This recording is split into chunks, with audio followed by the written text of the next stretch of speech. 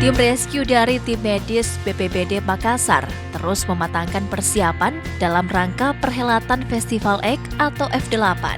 Salah satu yang dilakukan adalah melakukan latihan pam laut di Pantai Losari yang menjadi lokasi F8 nantinya.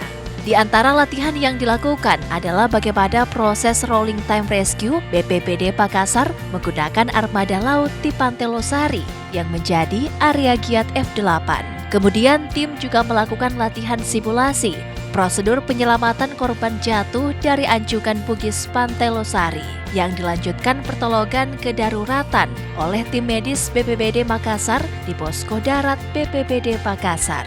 Kemudian korban dibawa ke rumah sakit menggunakan ambulans untuk mendapatkan penanganan medis lebih lanjut.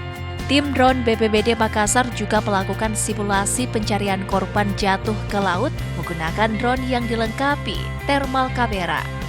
Seluruh personil BPBD Makassar dalam latihan ini menggunakan 4 armada laut yakni 1 unit amfibi, 3 unit perahu karet dengan injin.